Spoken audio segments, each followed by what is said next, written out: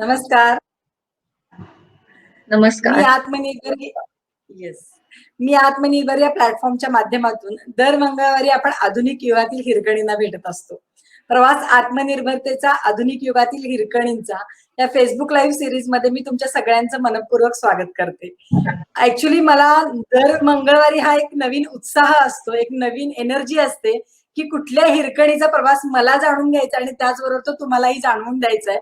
कारण त्या हिरकणीचा प्रवास आत्मनिर्भरतेचा ऐकत असताना मला प्रेरणा आणि प्रोत्साहन तर मिळतच, पण त्याचबरोबर त्यांचा आत्मनिर्भरतेचा प्रवास जाणून घेत असताना आपल्याला अतिशय ऊर्जा मिळते, एनर्जी मिळते, जी उद्याचा दिवस अत्यंत उत्कृष्ट पद्धतीने घालवण्यासाठी आपल्याला मार्गदर्शन करत असते. चला तर मग आज जास्त वेळ न घालवता सुरुवात करूया आपल्या आजच्या सेशनला. आज माझ्या सोबत आहे डॉक्टर प्रचिती पुंडे मॅडम. मॅडम तुमचं मनपूर्वक स्वागत आहे आजच्या सेशन मध्ये. Thank you dear. आणि मी म्हणजे सगळ्यांना येस मला सगळ्यांना सांगायला आवडेल, एक ब्युटी क्वीन, त्याचबरोबर डॉक्टर आणि माइंडफुलनेसच्या ट्रेनर आहेत, त्याचबरोबर सेल्फ कोचिंग करतायत गेली 12 वर्ष सातत्यानं. आणि म्हणजे ते तुम्हाला तर त्यांच्याकडे बघून जाणवतच असेल की त्या मिसेस ऑस्ट्रेलेशिया आहेत 2020च्या, आणि पुढच्या सिरीजसाठी सुद्धा त्या पार्टिसिपंट्स म्हणून काम करतायत, भारताचं प्रतिनिधित्व त्या करतायत. हा सगळा प्रवास चला जाणून घेऊया त्यांच्या बरोबरच. मॅडम तुमची परवानगी असेल तर आपण सुरुवात करायची का? Yes, definitely. मी पण खूप उत्सुक आहे माझ्या सगळ्या सख्यांना भेटण्यासाठी आणि माझा प्रवास सांगण्यासाठी. Thank you. Yes yes ma'am, thank you so much. सुरुवातीलाच मला हे तुम्हाला विचारायला आवडेल की प्रचिती कोकोरो या लाईफ मॅनेजमेंट स्किल शिकवणाऱ्याचा तुम्ही डायरेक्टर आहात. ऍक्च्युली नाव असतानाच थोडस कन्फ्युज झाल्यासारखं होतं किंवा काहीतरी नवीन नाव ऐकल्यासारखं वाटतं. तर सुरुवातीलाच मला हा प्रश्न विचारायचा की कोकोरो हा नेमका काय शब्द आहे आणि त्याचा अर्थ काय आहे? Yes, thank you first of all for this lovely question. कारण की प्रचिती कोकोरो ही संस्था मी 12 वर्षापूर्वी रजिस्टर केली आणि Prachiti Kokoro is a life coaching firm. Prachiti Kokoro helps people build a rock solid foundation through self mastery. तर जसं आपण म्हणतो ना, पेरेंटिंगचे निश असतात, काही जण लाईफ कोचिंग शिकवतात, काही जण रिलेशनशिप, काही जण कपल काउन्सिलिंग करतात. तसं प्रचिती कोकोरोचा जो निश आहे तो आहे सेल्फ मास्टरी. आणि नावच मुद्दामून मला असं सजेस्ट करायचं होतं की त्या नावाचा अर्थ तरी लोकांनी विचारावा आणि त्यांच्या मनात हा प्रश्न पडावा. कारण होतं काय, आता खूप फास्ट लाईफ झालेला आहे. आपल्याला सगळ्या लाईफचे 12 आस्पेक्ट्स असतात, पण आपला फोकस कशावरती असतो नेहमी? आपला फोकस असतो की माझं काम, माझे पैसे कमवले पाहिजे, करिअर झालं पाहिजे, सोशली नाव, मान सन्मान झाला पाहिजे, सोशल नेटवर्क झालं पाहिजे आणि फॅमिली आणि मुलं, यातच आपण अडकतो. म्हणजे आणि त्याच्या पुढे फार तर आपण प्रवास केला तर कोणता करतो? स्वतःच्या एक्सरसाइजचा आणि स्वतःच्या डाएटचा. याच्या पुढे माणूस कोणताही प्रवास करत नाही. तर तो प्रवास थोडा पुढे जावा, कारण की लाईफमध्ये फक्त हे आस्पेक्ट्स नाहीत, तर अजून स्पिरिच्युअलिटी, तुमचा सेल्फ डेव्हलपमेंट, तुमचं ग्रोथ अँड लर्निंग, असे वेगळे अजून 12 आस्पेक्ट्स आहेत ज्याच्यावर आपण काम करणं गरजेचं आहे. ते मला खूपदा वाटायचं की लोकांनी निदान हा प्रश्न विचारून एक माइंडफुलनेस क्रिएट करावा. लोक आपण बघतो ना, 95% पीपल आर लिव्हिंग अन अनकॉन्शियस लाईफ. आज आला दिवस गेला दिवस, आला दिवस गेला दिवस, हे प्रॉब्लेम ते प्रॉब्लेम, म्हणजे नवीन क्रिएट करण्यासाठी त्यांच्याकडे वेळच नाही. आता कोरोना, कोविड मध्ये आपण सगळे घरात आहोत, पण आपल्या डोक्यात काय विचार चालू आहे? बिझनेस कसा चालेल, पैसे कुठून येतील, हे काय होईल? म्हणजे बाहेरची सिच्युएशन आपल्या कंट्रोलमध्ये नाहीये, पण आपल्या कंट्रोलमध्ये जे आहे की मी सेल्फ डेव्हलप कसं होऊ आयुष्यात. इतके दिवस मी जे करू शकले नाही ते मी आता कसं करू, इम्प्रोव्हाइज कसं करू, मुलांना कसं घडवू, स्वतःला कसं घडवू. तर प्रचिती आणि कोकोरो या दोन्हीचा अर्थ खूप छान आहे. कोकोरो हा जॅपनीज वर्ड आहे. हा अर्थ घेताना, आता हे सगळं सांगितलं कारण अर्थ घेताना तुम्हाला कळेल की काय इम्पॉर्टंट आहे. Kokoro is a Japanese word which means interconnectedness of your mind, your heart and your spirit. तर त्याच्यामध्ये माइंड, हार्ट, स्पिरिट असं म्हणतात. त्याच्यामध्ये माइंड, हार्ट अँड स्पिरिट असं नाही म्हणत, कारण की ते तिन्ही एकच आहे. तर माइंड म्हणजे काय? माइंड म्हणजे तुमच्या इंटेन्शन्स, ठीक आहे, तुमच्या डोक्यामध्ये काय थॉट्स चाललेत ते. Your mind represents your thoughts which are your, म्हणजे जे काही तुमच्या मनात चालू आहे ते. त्याच्यानंतर your heart, heart represents your feelings, it represents emotions. तर मग इंटेन्शन्स आणि इमोशन्स. आणि spirit, spirit means what? Spirit means your chitta. Chitta means spirit essence of your life, ठीक आहे. तर मग आपला माइंड आहे हे मनस, ठीक आहे, आपलं जे काही मनस आहे ते हृदय, आणि आपलं चित्त. तर मनस, हृदय आणि चित्ताचा इंटरकनेक्टेडनेस घेऊन आपण प्रचितीकडे जातो. प्रचिती माझं पण नाव आहे. प्रचितीचा खूप सुंदर अर्थ आहे. प्रचिती म्हणजे अनुभव, म्हणजेच एक्सपिरियन्स. सो जेव्हा आपण आयुष्यात कोणताही निर्णय घेतो, मला आज काय जेवायचंय, मला कोणता ड्रेस घालायचा आहे, मला काय विकत घ्यायचंय, मला कुठे प्रेझेंट व्हायचंय, मला काय career, every day you are taking an number of decisions आणि प्रत्येक डिसिजन हे इमोशन बेस्ड आहे. तुमचा प्रत्येक डिसिजन हे एक्सपिरियन्स साठी असतं की मला यातनं अनुभवायला मिळेल. मग तुम्ही आता म्हणाल पैशातनं काय, तर पैसा जे काही घेतो, जिथे खर्च करतो त्यातनं अनुभव मिळतात आपल्याला. तर अनुभव, मग हे अनुभव घेत असताना चांगले अनुभव घ्या तुम्ही. नुसते माणूस म्हणून प्रॅक्टिकली ह्युमन डुईंग झालोय आपण, ह्युमन बिईंग नाहीये. ह्युमन बिईंग कधी होणार आपण, जेव्हा आपण रिअली कोकोरत्न जगू. कोकोरत्न जगणं म्हणजे काय, एक्सपिरियन्स, प्रचितीज अनुभव करता, अनुभव का, अनुभव में, अनुभव ले रहा है through Kokoro which is your मनस, हृदय आणि चित्त is Prachiti Kokoro. Thank you. Wow, great meaning ma'am. आणि जसं तुम्ही म्हणाल की सुरुवातीला सेल्फ मास्टरी करता आपण प्रचिती कोकोरोची निर्मिती केलेली आहे, आणि मला वाटतं सेल्फ मास्टरीची फर्स्ट स्टेप ही सेल्फ रिअलायझेशन आहे. म्हणजे ज्यावेळेला आपण स्वतःला ओळखतो त्याच वेळेला आपण स्वतःवरती प्रभुत्व गाजवू शकतो किंवा आपल्या स्वतःवरती आपण नियंत्रण ठेवू शकतो, असं थोडक्यात बऱ्याच जणांनी सांगितलेलं आहे. आणि अतिशय सुंदर काम व्हेरी तुमचं ट्रू. त्या माध्यमातून चाललेलं आहे. आणि मला इथं अभिमानाने हे सांगावं असं वाटतं की मी आत्मनिर्भरच्या माध्यमातून पण माझा हाच प्रयत्न चाललेला आहे की ज्या वेळेला आपण स्वतःला ओळखतो त्यावेळेला आपल्याला कळतं की माझा जन्म का झालेला आहे आणि या माध्यमातून मला समाजाला काय द्यायचं आहे. आणि हे देण्यासाठीच एक सुरुवातीची ओळख म्हणून आपण ही हिरकणीचा प्रवास जाणून घेत आहोत. मॅडम, गेली 13 वर्ष तुम्ही इथे डिरेक्टर म्हणून काम करताय प्रचिती कोकोरो लाईफ कोचिंग फर्मचा. तर हा तुमचा अनुभव कसा आहे आणि काय काय म्हणजे या माध्यमातून तुमचे उपक्रम चालतात? हो, खूप खूप चांगला आणि खूप दांडगा असा अनुभव आहे. कारण प्रचिती कोकोरो आता अर्थात 12 वर्ष झाले. हे जे जे तुम्ही मला चेअर आणि हे बघताय, ही माझी ओपीडीची केबिन आहे. मी एक अनेस्थेटिस्ट डॉक्टर आहे आणि एमबीबीएस अनेस्थेशिया झालेली डिग्री आहे. शिवाय 16 वर्ष झाले मी इथे गायनॅक प्रॅक्टिस करते. म्हणजे मी गायनॅकची ओपीडी बघते. आमचा गायनॅकचा खूप मोठा हॉस्पिटल आहे. सासू सासरे नवरा सगळे गायनॅकॉलॉजिस्ट आहेत. तर आवाज ऐकू येतोय माझा? हो मॅम, हो येतोय. हा, तर त्याद्वारे रोज 100 ते 120 पेशंट्स मी इथे बसल्या बसल्या बघते एव्हरी डे. आता आम्ही ओपीडी कमी केली, 70 पेशंट्स पर्यंत आणलेली आहे. तर हे पेशंट्स, महिला पेशंट्स बघताना असं माझ्या लक्षात आलं की त्यांना म्हणजे ऍलोपॅथीच्या मेडिसिन पेक्षा जास्त काउन्सिलिंगची जास्त गरज आहे. बऱ्याचशा समस्या, अंग दुखणे, कंबर दुखणे, गळाटा होणे, सारखं सारखं सर्दी होणे, लो इम्युनिटी होणे, हे पण मानसिकतेमुळे खूप जास्त आहे. त्यामुळे प्रॅक्टिस सुरू केल्यानंतर 4 वर्षानंतर मी life coaching, NLP, CBT, mindfulness असे 13 सर्टिफिकेशन कोर्सेस केले. कारण की माझा स्वभाव थोडा अभ्यासू आहे आणि मला प्रत्येक गोष्टीच्या खोलामध्ये जायला आवडतं. आणि माझं एनजीओ पण होतं, त्याद्वारे पण मी महिलांसाठी बरीच भाषणं द्या, बऱ्याच संस्था निर्माण केल्या. 1200 महिलांच्या वर सेल्फ हेल्प ग्रुप्स आहेत आमच्याकडे गावागावांनी, खेडेगावांनी. त्याच्यानंतर अंगणवाडीच्या लोकांसोबत पण मी असोसिएटेड आहे. त्यामुळे मग महिलांसाठी माझे सासरे स्वतः एचबी कॅम्प घेतात. तर मग हे सगळं करत असताना महिलांना मोटिवेशन देणं, महिलांना समजणं, यासाठी मी लाईफ कोचिंग केलं. आणि गेली 12 वर्ष ही लाईफ कोचिंग सुरू आहे आणि इतके सुंदर अनुभव आहे, तुम्ही बिलीव्ह नाही करणार. इन्फर्टिलिटीचे कित्येक पेशंट्स असतात, तर त्यांना बऱ्याच ठिकाणी ट्रीटमेंट घेऊन सगळं थकल्यावर ते आले जरी आमच्याकडे, की आता बस, आता जे होईल ते गावामध्ये बघू आपण.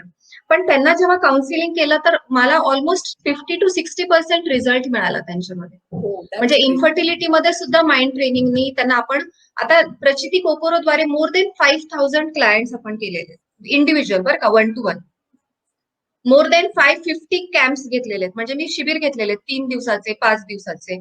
जसं तुम्ही विचारलं की प्रचिती कोकोरोद्वारे काय काय होतं, आणि more than 350 lectures all across Maharashtra, सगळ्या विविध schools, colleges, school of fashion technology असेल, VIT इंजिनिअरिंग सारख्या ठिकाणी असतील, अशा बऱ्याच संस्थांमध्ये, बऱ्याच कॉलेजेसमध्ये, गव्हर्नमेंट पॉलिटेक्निक औरंगाबाद असेल, बुलढाणा असेल, तर महाराष्ट्रभर बऱ्याच कॉलेजेसमध्ये मी स्वतः जाऊन लेक्चर्स पण दिलेले आहेत, हा अवेअरनेस क्रिएट करण्यासाठी. कारण माझा लाईफ पर्पज तो आहे. तर प्रचिती कोकोरोद्वारे जे कामं चालतात त्यामध्ये पहिलं येतं की तुमचे 5 डे, 6 डे, 10 डे वर्कशॉप्स. आता हे वर्कशॉप कशाचे असतात? साहजिक आहे, हे सगळे workshop are related to self mastery. पण सेल्फ मास्टरी हा एक विषय नाहीये. सेल्फ मास्टरी म्हणजे आपण स्वतः खूप मोठा विषय. तर मग पहिले आपण काय म्हणतो की तुमचं माइंड मास्टरी ब्लूप्रिंट.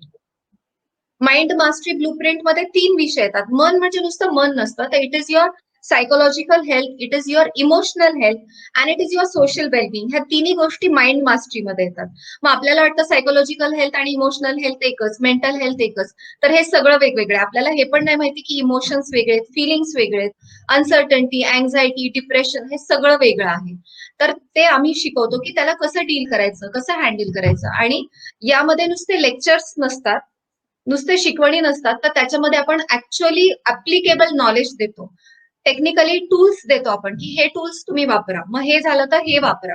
त्याच्यानंतर वर्कशीट्स असतात. जसं डॉक्टर ब्लड इन्व्हेस्टिगेशन करतं की एचबी किती आहे, सीबीसी किती आहे. तसं आपण याच्यामध्ये सुद्धा इमोशनल इंटेलिजन्सचे 6 एरियाज आहेत. मग त्याच्यात तुम्ही कुठे वीक आहात. मग इकडचे 6 एरियाज आहेत माइंड मास्टरीचे, त्याच्यात तुम्ही कुठे वीक आहात. हे आपण वर्कशीटनी अनालाइज करतो. तुमचं जजमेंटल किती आहात, how judgemental as a person you are, असे अनेक तुमचं टाइम मॅनेजमेंट स्किल्स कसे आहेत. माइंड मास्टरी नंतर येतं सक्सेस मास्टरी ब्लूप्रिंट, म्हणजे त्याच्यात येतं गोल सेटिंग, तुम्ही लाईफ पर्पज शोधणे, लाईफ प्रायोरिटाईज करणे. मग आपण आता बघतो की न्यू इयर रेझोल्युशन्स आपण घेतो, तसं गोल पण आपण सेट करतो, पण बऱ्याचदा आपण सेल्फ साबोटाजिंग कडे जातो. किंवा मग आपण म्हणू शकतो की तुम्हाला डिस्ट्रक्टिव्ह बिहेवियरल पॅटर्न्स असतात. मग जेव्हा आपण गोल सेटिंग देतो एखाद्या क्लायंटला, तेव्हा त्याचे पास्ट जर पास्ट पर्सनल नीड असेल किंवा चाइल्डहुड प्रॉब्लेम्स असतील, तर त्याच्यावरती आपण त्याला काम करण्यासाठी पेरेंटल टाइमलाईन इम्प्रिंटिंग टेक्निक असतील किंवा हिप्नोथेरपी, हिप्नॉसिस असेल, ह्याच्याकडे आपण त्यांना नेतो. त्यानंतर मग आपण आणखी काय काय करतो. माझा आवाज जर कट झाला तर प्लीज लेट मी नो. व्यवस्थित. ठीक आहे. तर मग पेरेंटल टाइमलाईन इम्प्रिंटिंग पर्यंत आपण त्यांना नेतो आणि मग habit forming, goal setting, prioritisation, neuroplasticity, neuroscience त्याच्यात वापरून आपण त्यांना त्या गोल पर्यंत सक्सेसफुल कसं करायचं, अकाउंटेबिलिटी कसं करायचं, प्रोडक्टिव्हिटी कशी वाढवायची हे शिकवतो. आणि त्यानंतर core identity mastery. Core identity म्हणजे मी कोण आहे, माझा लाईफ व्हॅल्यूज काय आहेत, माझा लाईफ पर्पज काय आहे, माझा लाईफ प्रायोरिटायझेशन काय आहे, माझ्या कोर पर्यंत मी कोण आहे. आणि त्याच्याही पुढे जाऊन मग माइंडफुलनेस येतं. म्हणजे तुम्ही जेव्हा ह्या गोष्टी क्लिअर करता, म्हणजे मी एबीसीडी जर शिकले नाही. माझा आवाज ऐकू येतोय सगळ्यांना? आत्मनिर्भर वरती मी विनंती करते की जर माझा आवाज ऐकू येत असेल तर प्लीज मला मेसेज टाका so that I understand. Yes ma'am. ठीक आहे. तर मग आपण एबीसीडी शिकले नाही, आपण शब्द शिकले नाही, सेंटेन्सेस शिकलो नाही. आपण आपले पास्ट हील, आपल्याला हर्ट्स काय काय असतात, एक स्वतःचे हर्ट्स असतात, एक आपल्या पास्ट सोबत असतात आणि एक इतरांसोबत असतात. तर how you relate with your own self, how you relate with others and how you relate to your past, हे जर क्लिअर नसेल तर मेडिटेशन करण्यात काहीही अर्थ नाही. कारण की खूप जण मला भेटतात आणि म्हणतात हा मैं भी मेडिटेशन करती हूँ, मैं हर रोज मेडिटेशन पर्यंत तुम्ही नीट राहाल, पण what after when you are in this every day to day life, what when you are dealing with people around you. So meditation does not help. Meditation does help, but if you have healed all these things, or if you are on a path of healing, at least ती process आणि ही process एकत्र करा. नुसतंच ते नका करू. प्रत्येक गोष्टीचं आपलं आपलं महत्व आहे, नाही असं नाही. पण माइंडफुली अवेअर राहणं is the thing which is most important, which will give you the excellent life experience. मग याच्यासोबत प्रचिती कोकोरोमध्ये हे शिबिर तर आहेतच, शिवाय स्ट्रेस मॅनेजमेंट, अँझायटी मॅनेजमेंट, मग ऑन्टरप्रिनर्ससाठी आम्ही शिबिर घेतो. रायझिंग बिझनेस वुमेनसाठी इंटरपर्सनल रिलेशनशिप्स कसे, बिझनेसचे रिलेशनशिप्स कसं. कारण महिलांचा आत्मनिर्भरवर मी हे सांगू इच्छिते की महिलांचा हा खूप प्रॉब्लेम आहे. बघा, पुरुष जेव्हा बिझनेस करतात तेव्हा पुरुषांमध्ये की ती मला असं बोलली आणि ह्यानी हे केलं आणि तिने ते केलं आणि ती माझ्या जुन्या मैत्रिणीची मैत्रीण म्हणजे तिने असं केलं, असा बिझनेस नसतो हो. बिझनेसमध्ये तुमचे इंटरपर्सनल रिलेशनशिप्स तुम्हाला हँडल करता आले पाहिजे. You have to be business minded when you are in business. You can't bring in personal relations. So I talk a lot about that, and I also talk about communication skills कसे तुमचे तुम्ही develop कराल. How do you communicate to others in business and to your own self, so that you don't fall in this problem. आणि मग business कसा growth वगैरे ते आहेत आणि असे बरेच वर्कशॉप्स आहेत. शिवाय 1-to-1 क्लायंट कोचिंग हा आमचा खूप मोठा आस्पेक्ट आहे. 1-to-1 क्लायंट कोचिंग कशासाठी गरजेचं असतं, कारण की प्रत्येक इंडिव्हिज्युअल वेगळा आहे.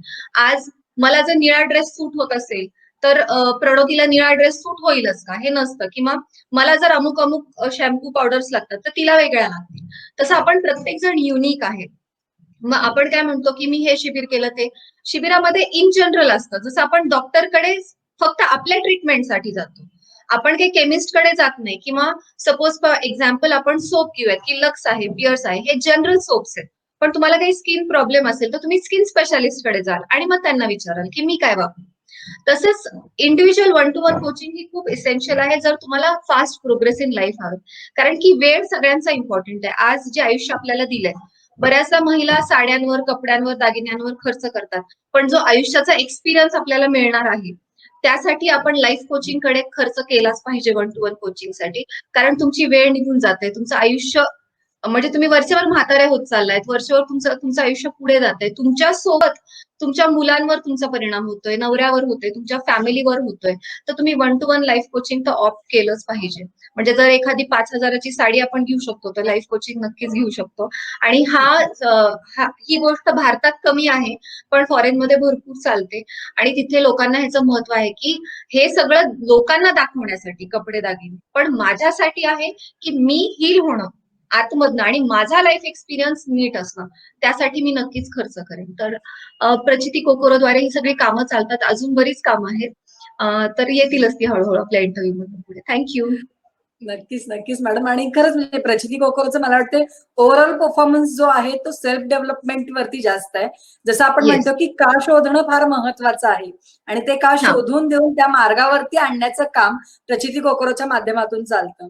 एक डॉक्टर म्हणजे डॉक्टरांची 16 वर्षाची प्रॅक्टिस आणि हे 13 वर्ष म्हणजे डॉक्टर असून पण तुम्हाला या क्षेत्राकडे वळावं असं का वाटलं? म्हणजे एक महिला म्हणून तुम्ही त्याचं उत्तर आता दिलंच, पण एक डॉक्टर म्हणून मला त्याचं उत्तर ऐकायला फार आवडेल.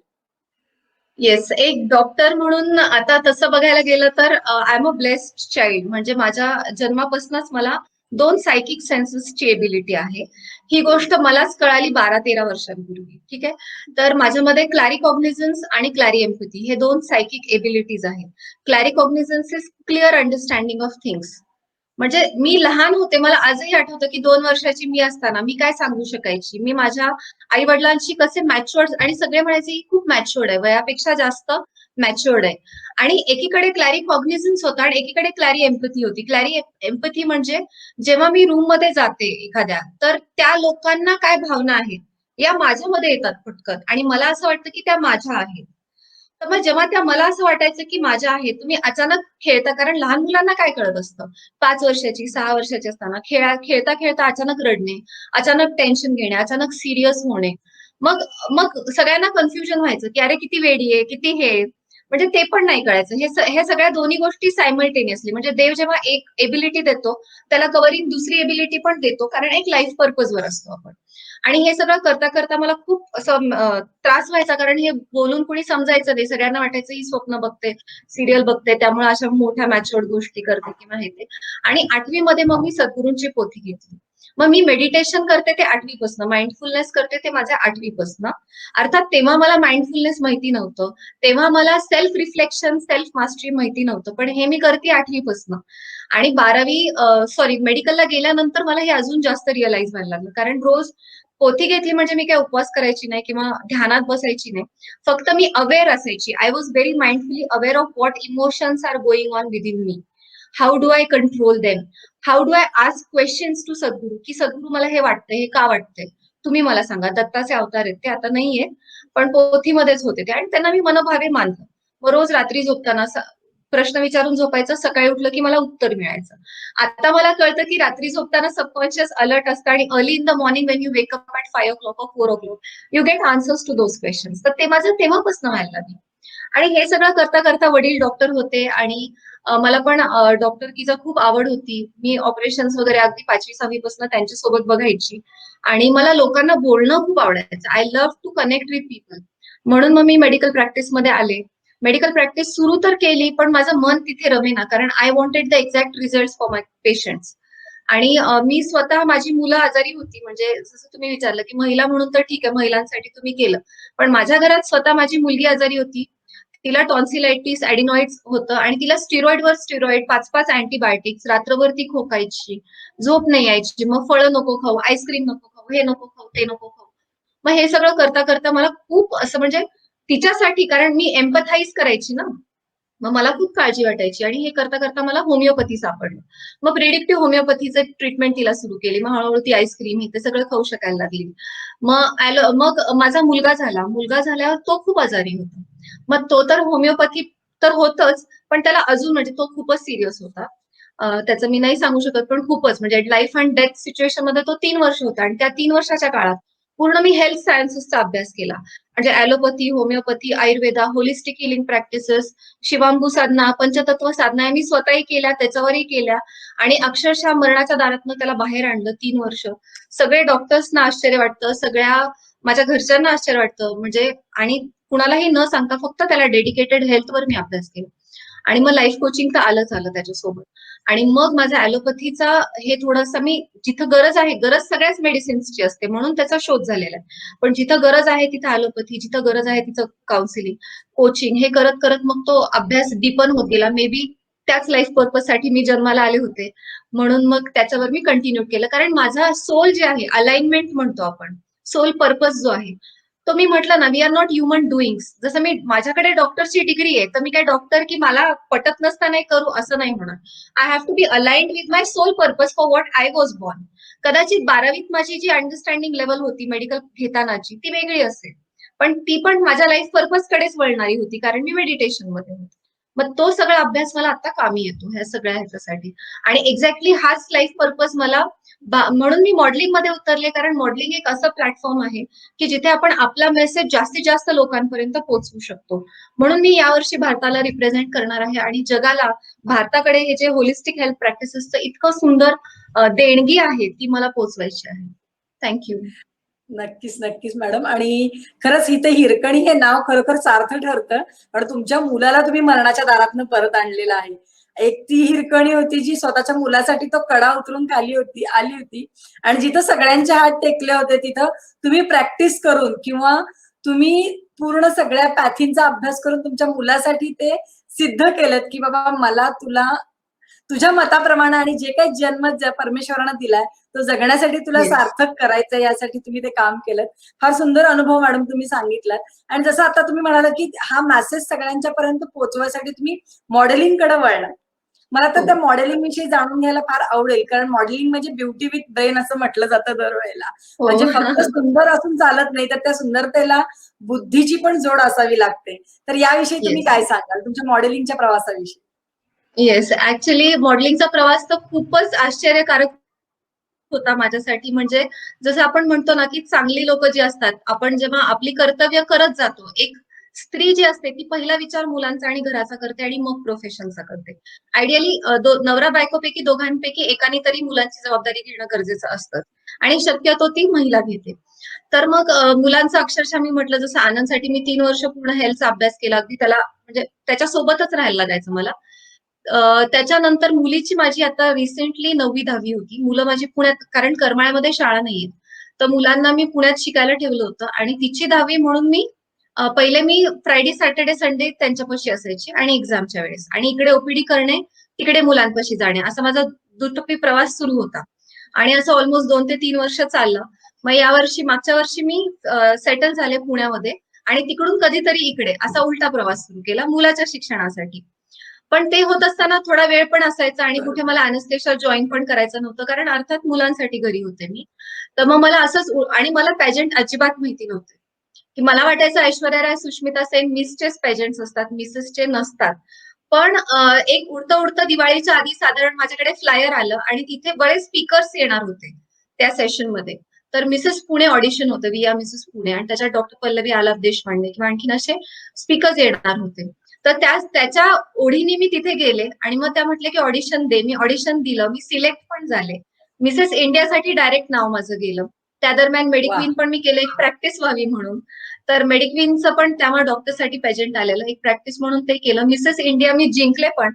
आणि मिसेस इंडियाच्या वेळेस माझी नणंद ऑस्ट्रेलियावरून इथे आली होती आणि ती आली की आम्ही फिरायला जातोच इंडिया, तिच्या मुलींना तिला दाखवतो. मग आम्ही दिल्ली, आग्रा, जयपूर अशी टूर केली होती आणि जयपूरमध्ये मिसेस इंडिया होतं. मग म्हटलं ठीक आहे आपण पार्टिसिपेट करू, ह्या पण बघतील आणि सगळं छान पण होईल, आणि तिथे जिंकले पण मी. आणि जिंकल्यानंतर मग तो इतका सडन प्रवास होता असा, आणि मग मी म्हटलं की नाही, मला आवडतं, मला अर्थात बाय पॅशन प्रत्येक, मी कारण दूरदर्शनमध्ये वगैरे काम केलेलं, नाटकांमध्ये काम केलेलं, मी डान्स, ड्रामा, क्रिएटिव्हिटी, मी पेंटिंग्स, म्युरल आर्ट, लांबसा वर्क, इपॉक्सी वर्क बरंच करते. क्रिएटिव्ह फील्डमध्ये असल्यामुळे आणि ऍक्टिंग, मिमिक्री करायचीच मी, एम्पथायझिंग त्या नेचरमुळे यायचं आपोआप. तर मग म्हटलं ठीक आहे, आपण आता मॉडेलिंग थोडंसं करून घेऊ. पण केल्यानंतर हे लक्षात आलं की हा एक खूप छान प्लॅटफॉर्म आहे, ज्याद्वारे मी माझा मेसेज पोहोचवू शकेन सगळ्यांकडे. आणि म्हणून मग मी दुसरे पेजेंट्स, मिसेस इंडिया नंतर मी काही मिसेस इंटरनॅशनल वगैरे करत नाही बसले. कारण की मला तिकडे फक्त 20 ते 30% लक्ष द्यायचंय मॉडेलिंग या क्षेत्राकडे.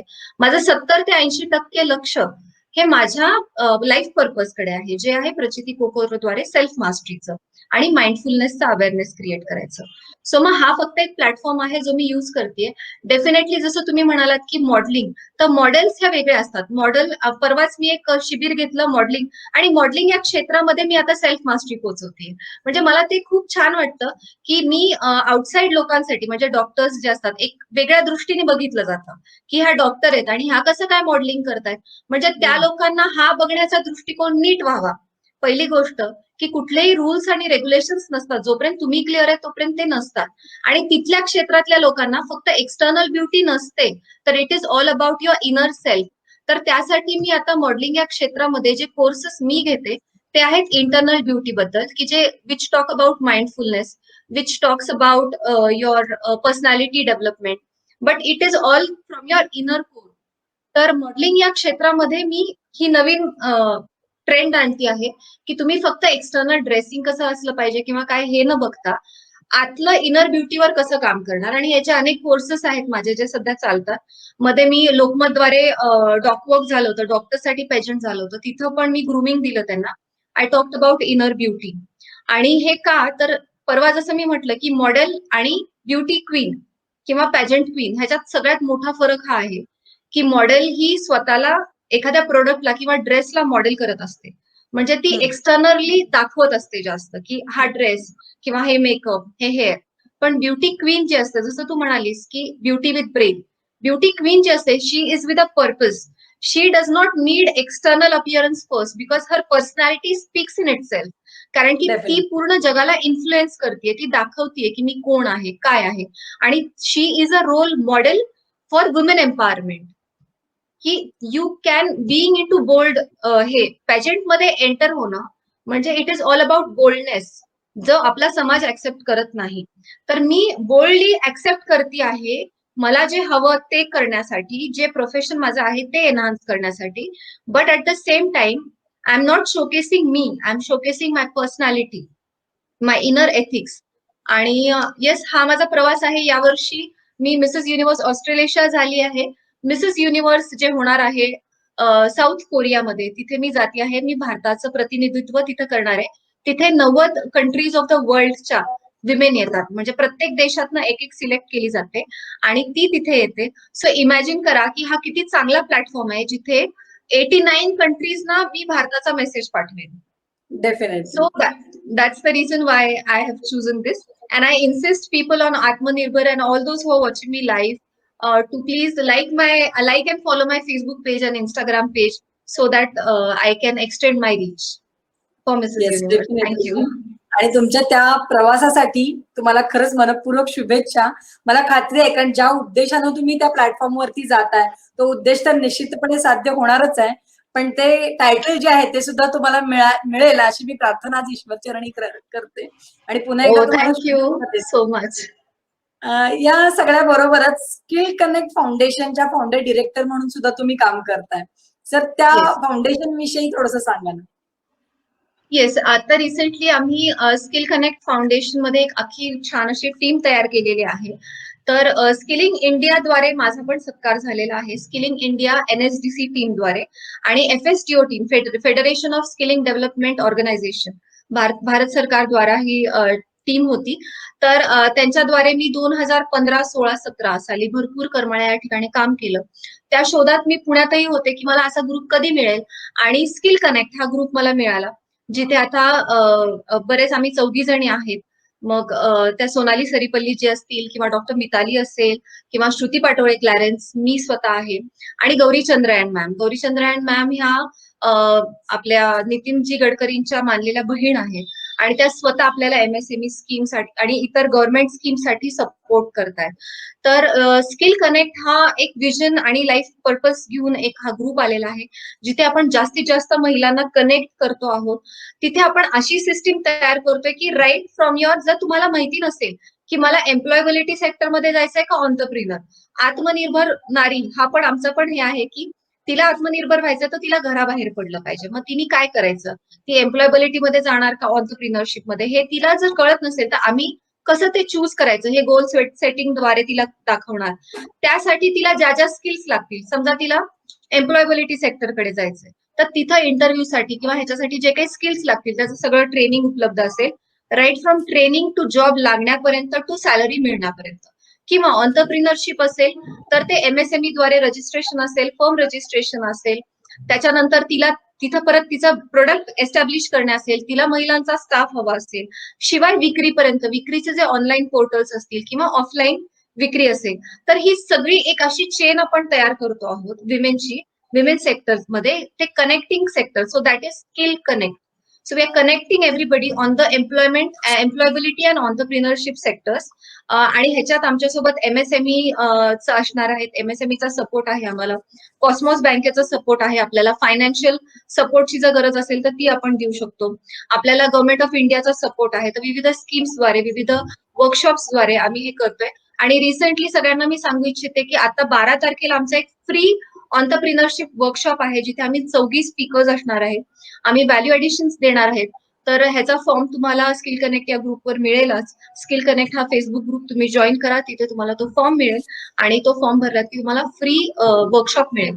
तर ह्याचा नक्कीच लाभ घ्या. थँक्यू. नक्कीच मॅम. आणि या मला वाटतं या माध्यमातून वुमन एम्पॉवरमेंटचं जे काम आपल्याला करायचं आहे, जसं तुम्ही म्हणालात की आत्मनिर्भर आपल्याला करायचंय महिलांना, सगळ्यांचा प्रयत्न तोच चाललेला आहे की एका महिलेनं, आपल्या एका मैत्रिणी तरी आत्मनिर्भर व्हायला पाहिजे. कारण आपला उद्देशच आहे, जर ती आत्मनिर्भर झाली तर तिच्याद्वारे तिचं कुटुंब आत्मनिर्भर होईल आणि त्याद्वारे समाज आत्मनिर्भर होईल आणि शेवटी आपल्याला भारताला आत्मनिर्भरतेकडे घेऊन जायचं, या एका उद्देशानंच आपण काम करतोय. So that's the great platform I think. तुम्ही मगाशी जसं बोलता बोलता म्हणाल की डीडी सह्याद्रीसाठी तुम्ही अँकरिंगचं काम केलेलं आहे. सो तो अनुभव तुमचा कसा होता, तो ऐकायलाही मला आवडेल. हा अनुभव, this is very close to my heart. कारण की माहिती का, आपण म्हणतो ना आपले कॉलेज डेज आपल्या सगळ्यात जास्त लक्षात राहतात. Those are the golden memories of a life. आणि मी 11वी-12वीत मला खूप छान मार्क्स पडले, कारण माझं एम होतं, मी 8वीपासून नाईट आउट करायची पोथी घेतल्यापासून, आणि माझं एम होतं की मला डॉक्टर व्हायचंच आहे. आणि 98.67 मार्क्स मला पडले होते. पण माझा जेव्हा ऍडमिशन आली तेव्हा माझा डिमांड ड्राफ्ट होता तो नॅशनलाइज बँकेचा नव्हता. त्यामुळे माझी सीट मागे गेली. म्हणजे मला मुंबई पुणे न मिळता मला लास्ट म्हणजे माझा इंटरव्ह्यू 2-3-4 दिवसानंतर झाला, जेव्हा मी तो ड्राफ्ट आणला. आणि मग मला नागपूरला ऍडमिशन मिळाली. But I was very lucky की मला नागपूरला ऍडमिशन मिळाली. नागपूरला आयजीएमसी कॉलेजमध्ये माझं मेडिकल झालं. आणि मेडिकल चालू असताना जसं मी म्हटलं की माझ्या एज पेक्षा मी ओव्हर मॅच्युअर्ड चाइल्ड होते. त्यामुळे त्या काळातही काय काम करता येईल, काय नाही करता येईल, म्हणजे माझ्या चॉईसेस इतरांपेक्षा वेगळ्या होत्या. सो फ्रेंड्स ग्रुपमध्ये रमणे, बर्थडे पार्टीज करणे हे कधीच मी केलं नाही. तेव्हा मी दूरदर्शनमध्ये ऑडिशन होतं. तर क्लास 1 ऑफिसर आहेत, नितीन गडकरी सरांचे पीए होते कुलकर्णी काका. तर त्यांच्याकडे मी जायची, मानस कन्या आहे मी त्यांची. तर ते म्हटले की अगं तू इतकं छान सगळं करते, इतकं छान तुझं चालू आहे, तर जा इथे आपल्याकडे दूरदर्शन आहे तिथे जा, इंटरव्ह्यू दे. आणि मी लगेच सिलेक्ट झाले. तिथे ऍक्च्युली पहिले मी वीकली न्यूज घ्यायची, पण नंतर मी स्वतःच सांगितलं की निरामय नावाचा कार्यक्रम होता, ज्याच्यामध्ये डॉक्टर्सची मुलाखत घ्यायची असायची. तर मग त्यामुळे नागपूरच्या सगळ्या डॉक्टर्सना मी कनेक्टेड होते. म्हणजे त्या वयात ती डॉक्टर्स माझ्या मागे लागायची की एक एमबीबीएस स्टुडंटचा, की आमचा इंटरव्ह्यू घे बरं का, आमचा इंटरव्ह्यू घे. आणि मग त्याच्या स्क्रिप्ट पण मी लिहायला लागले. तर आणि माझी स्क्रिप्ट विशेष म्हणजे दूरदर्शनमध्ये सगळ्यांना माहिती होतं की एक मेडिकल स्टुडंट आहे, त्यामुळे स्क्रिप्ट रायटिंगला, स्क्रिप्ट रिडिंगला, प्रूफिंगला मला अजिबात त्रास कोणी दिला नाही. मी डायरेक्ट ऑन रेकॉर्डिंग जायची, स्क्रिप्ट वाचायची आणि माझं रेकॉर्डिंग होऊन जायचं. सो असे अनेक शोज मी केले. 4 वर्ष मी तिथे काम केलं. आणि ते काम करत असतानाच तरुण भारतमध्ये स्पंदन हा लहान मुलांचा ग्रुप होता, तिथे पण मला काम मिळालं. मग हे या सगळ्या कामात मी माझी फीस भरू शकले आणि खूप छान असा वेगळा अनुभव होता. कारण की कसं असतं जेव्हा आपण मॅच्युअर्ड असतो तेव्हा काहीतरी प्रोडक्टिव्ह आणि फ्रुटफुल केलं, तर त्याचा आनंद जास्त मिळतो. तर खूपच मस्त वाटायचं आणि त्यामुळे ते स्किल्स मला आता हे जे मी लेक्चर्स येस. घेते किंवा वर्कशॉप घेते त्याच्यासाठी कामी येतात. तर छान नक्कीच होता. नक्कीच तिथे मी अशी मॅडम. काकूच्या साड्या वगैरे घालणे, चंद्रकोर टिकली लावणे. काकूची प्रत्येक साडी मी आजी घालून झाली होती तेव्हाच. तर असं काय काय चालू असायचं. नक्कीच, नक्कीच मॅडम. आणि जसं तुम्ही म्हणालात, की त्यावेळेला केलेलं हे काम, त्यावेळेचा तो कामाचा अनुभव हा आपल्याला आत्ता उपयोगी पडतोय. डेफिनेटली हो. मला हे सातत्यानं वाटत राहतं, की कोणतीही गोष्ट मनुष्याच्या आयुष्यात अशीच घडत नाही. त्याचं काही ना काहीतरी फ्युचर कनेक्शन असतं आणि असतं. म्हणूनच ती आपल्या करेक्ट. बाबतीत घडते. जसं आपण नेहमी हे WhatsApp आणि Facebookच्या माध्यमातून म्हणजे ऐकत किंवा वाचत असतो. जर समजा आपल्याला एखाद्या कृतीतनं यश मिळालं, तर ते आपल्याला आनंद देतं. पण अपयश मिळालं तर ते निश्चितपणे आपल्याला अनुभव देतं, जे आपल्या पुढच्या वाटचालीसाठी नक्कीच मार्गदर्शन करत असतं. या सगळ्या पूर्ण प्रवासात तुम्हाला अनेक पुरस्कार मिळालेले आहेत. हे टायटल जे हो. मिळाले ते तर आहेतच, पण पुरस्कार देखील मिळालेले आहेत. तर त्या पुरस्कारांविषयी थोडंसं सांगा ना? येस, मला खूप अभिमान वाटतो, आनंद होतो. अनेक पुरस्कार मिळाले. पण त्यात म्हणजे अगदी आता मेन्शन करायला खूप वेळ जाईल, पण अगदी खरंच मेन्शन करण्यासारखं सगळ्यात महत्त्वाचं म्हणजे स्किलिंग इंडिया तर्फेचं रिकॉग्निशन. वाह! पुण्यामध्ये ते 2016 साली मला मिळालं. FSDOची टीम होती, federation of skilling development organisation. आणि मी इथे बरेच वर्ष झालं अभिजिता महिला हस्तकला केंद्र म्हणून माझं केंद्र होतं, ज्याद्वारे मला जे कला येतात म्हणजे मग ते लांबचा वर्क असेल, म्युरल वर्क असेल, बंजारा एम्ब्रॉयडरीचे आम्ही वर्कशॉप्स घेतले. बंजारा एम्ब्रॉयडरी चे वर्कशॉप्स घेतल्यानंतर महिलांनी त्याचे प्रोडक्ट्स बनवले, त्याचे एक्झिबिशन्स झाले. स्कूल ऑफ फॅशन टेक्नॉलॉजीमध्ये, त्याच्यानंतर ग्रीन फॅशन्सच्या इंटरनॅशनल कॉन्फरन्समध्ये इथल्या महिलांनी केलेले एम्ब्रॉयडरीचे पॅचेस घालून ड्रेस बनवून मॉडेल्सनी रॅम्प वॉक केलं. तर मग खूप चांगला सपोर्ट होता. त्या टीमद्वारे मी 2 वर्ष काम केलं त्यांच्यासोबत. अगदी नेपाळच्या MP असतील किंवा बरेच जण असतील ते कनेक्टेड झाले तेव्हा. तो एक सगळ्यात महत्वाचा पुरस्कार होता. त्यानंतर बुलढाणा येथे राष्ट्रमाता जिजामाता पुरस्कार 8 मार्च वाह! महिला दिनानिमित्त मागच्या वर्षी मला मिळाला. तर तो पण एक खूप छान अनुभव होता कारण की 8 मार्चला सगळे बुकिंग्स फुल होते माझे. पण तरी मला वाटलं की नाही बुलढाण्याला आपण गेलं पाहिजे आणि मग 6 आणि 7 मार्चला गव्हर्नमेंट पॉलिटेक्निक औरंगाबाद इथे तिथल्या मुलींसाठी मी वर्कशॉप घेतला. 2 दिवसांचा तो वर्कशॉप झाला. तिथे एक मला सत्कार झाला आणि तिथून बुलढाण्यापर्यंत माझी जाण्या-येण्याची सोय म्हणा किंवा अख्ख्या बुलढाण्यात फ्लेक्स होते, की तुमचं स्वागत आहे वगैरे असं. वाह! आणि माझ्यासोबत 2 बॉडीगार्ड्स म्हणा, 1 कॅमेरामॅन म्हणा, गाडी म्हणा, असं खूप छान वाटायचं एकदम रॉयल असं. तो एक छान झाला. त्याच्यानंतर रिसेंटली मला महाराष्ट्र दर्पण सामाजिक कृतज्ञता पुरस्कार पण मिळाला. तर तो ग्रेट. पण एक खूप मोठा पुरस्कार आहे. याशिवाय बरेच पुरस्कार मिळत गेलेले आहेत. म्हणजे आणखीन काही-काही मी विसरले असेल सांगण्याचं. बरेच महत्त्वाचे पण पुरस्कार मिळाले. VIT इंजिनिअरिंगमध्ये असेल किंवा सॉफ्ट कॉलेजमध्ये असेल. मानधन पण मिळालं अगदी 25-25 हजारांपर्यंत. पण सगळ्यात महत्त्वाचं म्हणजे रिसेंटली मी ब्रँड अँबॅसेडर बनली आहे उमंग या संस्थेची. तर उमंग वॉव! ही संस्था डिसेबल्ड चाइल्डसाठी काम करतं. ते गव्हर्नमेंटद्वारे काम करतं आणि डिसेबल्ड चाइल्डमध्ये सगळ्यात महत्त्वाचं म्हणजे ज्या मुलांना विकलांग आहेत किंवा व्यंग आहेत किंवा मानसिकरित्याद्वारे ते व्यंग आहेत, त्यांच्यासाठी काम केलं जातं. तर त्या संस्थेला मी रिप्रेझेंट करते. त्यानंतर शांतिदूत परिवार म्हणून आहे. शांतिदूत परिवारची पण मी एक खूप मोठ्या पोस्टवरती आहे. म्हणजे इट्स लाइक युवा संघटनेची चीफ आहे मी आणि एक मोठं पद दिलेलं आहे. तर त्याद्वारे पण आम्ही म्हणजे त्याचे ऑलमोस्ट 10,000 पेक्षा जास्त लोकं त्याच्यात कनेक्टेड आहेत. त्यांच्यासाठी आम्ही काम करतो.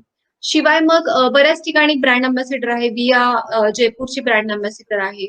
ला ग्लोबल फाउंडेशन दिल्लीची आहे. वर्ल्ड PhD सेंटर सुरत तिथली आहे. तर असं अनेक म्हणजे हे रिकॉग्निशन्स जे आहेत, हे खूप महत्त्वाचे वाटतात मला. आवाज येतोय मॅडम? नाही. ओके. मी आपल्या सगळ्या प्रेक्षकांचे मनःपूर्वक आभार मानते. इंटरनेट कनेक्टिव्हिटीमुळे आम्हाला एकमेकींशी कनेक्ट होता येत नाहीये. पण जो शेवटचा प्रश्न आहे संदेशाचा, त्याचं उत्तर मी त्यांच्याकडून घेईन डेफिनेटली आणि ह्यामध्ये ऍड करून पुन्हा हा व्हिडिओ रिपोस्ट करेन तुमच्या सगळ्यांसाठी. मला खात्री आहे की तुम्ही हा टेक्निकल एरर समजून घ्याल आणि पुढच्या मंगळवारी आपण भेटूया नवीन एका आधुनिक हिरकणी बरोबर तिचा प्रवास जाणून घेण्यासाठी. Thank you so much ma'am for coming here आणि giving us a valuable feedback and guidance. आणि आपल्या सगळ्या मैत्रिणींचे पण मी मनपूर्वक आभार मानते की तुम्ही येताय सातत्यानं आणि यातून प्रेरणा आणि प्रोत्साहन घेऊन एक नवीन आणि व्यवस्थित म्हणजे प्रेरणादायी आयुष्य जगण्यासाठी कार्यरत राहत आहे. Thank you so much. Thank you dear. Thank you for having me here. Although मला ऐकू नाही आलं तुम्ही काय सांगितलं ते. पण thank you very much for having me on this interview over here at Aatmanirbhar. आणि येस, निश्चितपणे जाता जाता मी महिलांना हेच सांगू इच्छिते की कधीही हटू नकात, कधीही मागे राहू नकात. नेहमी सदैव आयुष्यात प्रयत्न करत राहा, पुढे पुढे जात राहण्याचा. नवीन नवीन गोष्टी शिकत राहा, कारण बदल हे सोपे नसतात. आणि आपण बदलासाठी तयार जरी असलो तरी जेव्हा ऍक्च्युअल मध्ये बदल घडत असतात तेव्हा आपण आपला पाय मागे घेतो. तर कारण की आपल्या सगळ्यांना आपण we are wired in a brains to go with familiar things. जे अनफेमिलियर आहे, जे चेंज आहे, तो आपल्याला ऍक्सेप्टेड नसतो. तर तो चेंज स्वीकार करा, कारण तिथेच तुमची प्रोग्रेस आहे. जे करावं नाही वाटत तेच पहिले करायचं, कारण तिथे त्यातच तुमचं यश नेहमी दडलेलं असतं. आणि हे सगळं करत असताना आत्मनिर्भर जेव्हा आपण म्हणतो तेव्हा ह्याचा अर्थ हा नाहीये की आपण मदत घेणारच नाही कुणाची. मी स्ट्रॉंग वुमन आहे तर मी रडणारच नाही, असं नाही करायचं आपल्याला. कारण की it is okay to be vulnerable, it is okay to cry sometimes in front of our closed ones. ठीक आहे. तर आपल्या जवळची जी लोक असतील, जी आपला जज नाही करणार, जे आपले खरे जवळचे आहेत, त्यांच्याकडे तुम्ही नक्कीच, एखाद्या चांगली मैत्रीण असेल तुमची, अकाउंटेबल पार्टनर असेल, तर तिच्याकडे तुम्ही नक्कीच रडू शकता आणि तुम्ही नक्कीच हेल्प घेऊ शकता. आत्मनिर्भर म्हणजे काय, की तुम्ही स्वतःच्या नीड्स ओळखता आणि त्या स्वतःला पुरवता, त्यामध्ये डिपेंडंट न होता. त्याला आपण आत्मनिर्भर म्हणतो. डिपेंडन्सी येऊ नये म्हणूनच मदत घेऊ नका असं म्हटलं जातं, कारण ते को डिपेंडंट नातं तयार होतं. तर डिपेंडन्सी नाही ठेवायची आपल्याला आणि त्या फाईन लाईन्स मेंटेन करायच्यात. तर with this message of mine, I think we have done a very good session and it was a lovely experience. Pranoti, thank you for this lovely interview. I would also thank Dr. Mitali More because she introduced me to this group. And all the best Atmanirbhar Mahila, and nakkis we all are going to rock and help each other grow. Thank you so much for having me here. Yes yes, thank you so much ma'am. आणि मला वाटतं that's the connectivity. ऐकू येत नसताना सुद्धा माझा प्रश्न त्यांना कळला आणि त्यांनी बरोबर उत्तर तुमच्यापर्यंत पोहोचवलं. तर नक्कीच, आणि ही कनेक्टिव्हिटी जी आहे तीच अशीच लाईफ लॉंग राहील अशी मी तुम्हाला सगळ्यांना खात्री देते. आणि आजचं सेशन इथे थांबवते. Thank you so much. Thank you. Thank you.